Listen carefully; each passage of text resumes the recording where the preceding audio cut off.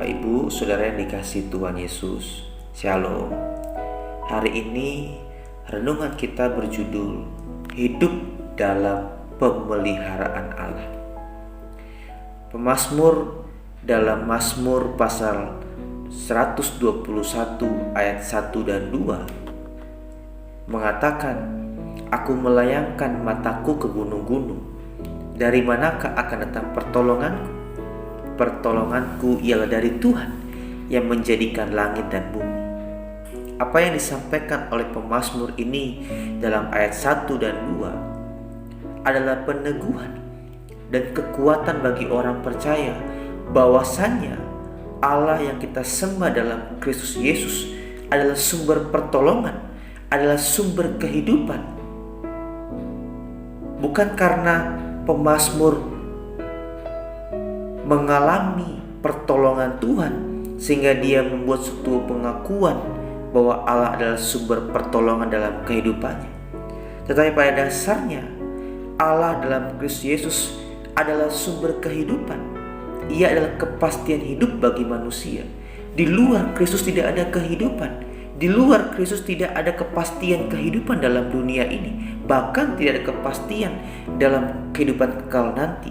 Hanya di dalam Dia sajalah ada kehidupan yang kekal.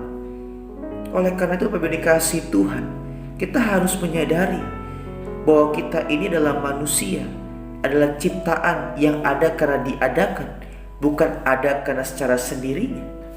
Kita juga manusia yang tidak bersifat kekal. Kita adalah sementara, dan bila tidak memiliki penolong dalam kehidupan ini, kita akan memiliki hidup yang sia-sia. Alkitab juga menegaskan bahwa manusia itu seperti uap, sebentar ada dan sebentar hilang. Dengan kita menyadari bahwa siapakah kita di hadapan Tuhan, dengan kita menyadari seperti apa kehidupan kita di hadapan Tuhan, seperti apa eksistensi keberadaan kita di hadapan Tuhan yang semata-mata hanya karena Tuhan, maka kita harus mengerti bagaimana hidup di hadapan Tuhan. Dalam hal ini, kalau kita melihat kita ada semata-mata hanya karena Tuhan, kita hidup karena ditolong Tuhan dan dipelihara Tuhan, maka kita harus hidup di dalam pemeliharaan Tuhan. Kita harus hidup di dalam pemeliharaannya. Hidup di dalam pemeliharaan Tuhan bukan berarti menjadi orang Kristen yang pasif dan tidak bertanggung jawab. Hidup di dalam pemeliharaan Tuhan bukan berarti tidak ada masalah, justru malah semakin banyak masalah. Tetapi dengan adanya masalah dalam kehidupan keseharian kita, itu diizinkan Tuhan terjadi. Sebab masalah-masalah yang kita hadapi dalam dunia itu men-trigger kita, memicu kita untuk satu, semakin hidup dekat dengan Tuhan, semakin berserah, menyerahkan hidup sepenuhnya kepada Tuhan, menyerahkan hidup dalam kendalinya Tuhan. Karena kita tahu bahwa apa yang Tuhan lakukan dalam kehidupan kita adalah yang paling terbaik untuk kehidupan kita saat ini, masa depan di dunia ini, bahkan sampai pada kekekalan nanti. Yang kedua, tentu masalah-masalah kehidupan sehari-hari itu semakin membentuk karakter dan kepribadian kita di hadapan Tuhan. Kita semakin dibentuk Tuhan melalui persoalan kehidupan sehari-hari, sehingga kita mempunyai karakter dan kepribadian yang seperti Kristus. Memiliki karakter dan kepribadian yang seperti Kristus melalui tempaan masalah-masalah kehidupan sehari-hari, tentu kita juga akan memiliki cara pandang hidup yang alkitabiah. Kita akan punya cara pandang hidup seperti Tuhan Yesus dalam menghadapi kehidupan sehari-hari. Masalah-masalah sehari-hari tidak kita selesaikan dengan kemampuan kita sendiri, tetapi kita bergantung sepenuhnya kepada Tuhan. Kita bergantung sepenuhnya kepada firman-Nya yang berkata kepada kita. Masalah-masalah kehidupan yang kita hadapi dalam kehidupan sehari-hari adalah bagian dari pemeliharaan Allah.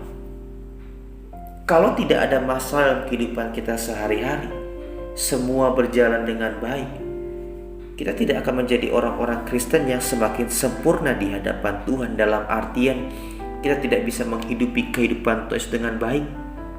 Coba kalau kita memperhatikan kehidupan para jemaat mula-mula, khususnya jemaat Roma, mereka mengalami banyak persoalan, mereka dihimpit. Justru dengan permasalahan itu, dengan persoalan seperti itu, dengan himpitan, dengan penderitaan yang mereka terima, membuat mereka semakin tekun mengikut Tuhan, membuat mereka semakin setia mengikut Tuhan.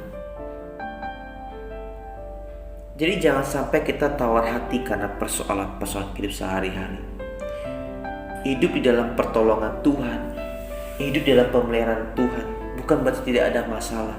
Justru masalah itu menjadi bagian dari pemeliharaan Allah. Bahkan masalah itu adalah cara Allah memelihara kehidupan kita, supaya kita semakin hidup di dalam koridor kebenaran firman Tuhan. Kita semakin hidup hanya terfokus kepada Tuhan saja dan kerajaannya.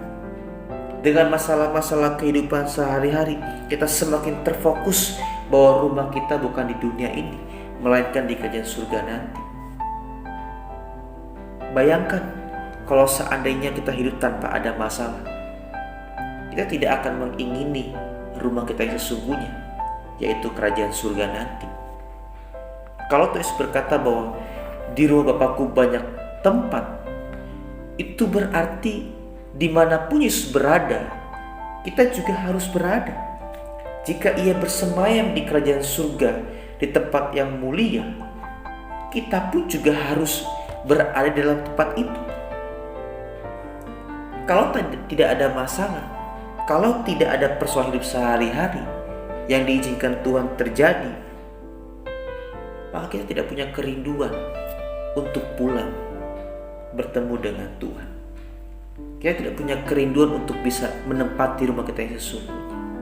Jangan kita tawar hati, jangan kita sampai patah semangat dalam hidup ini.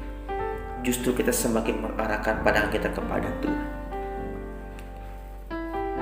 Mari sebagai orang-orang yang telah ditolong Tuhan, jangan hanya memanfaatkan kuasa pertolongannya.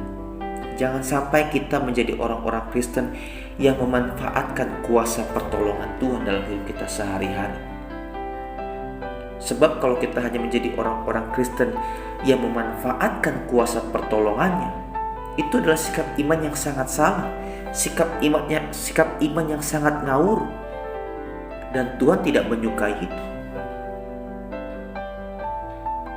Hidup dalam menerima pertolongan Tuhan berarti kita harus hidup di dalam Tuhan.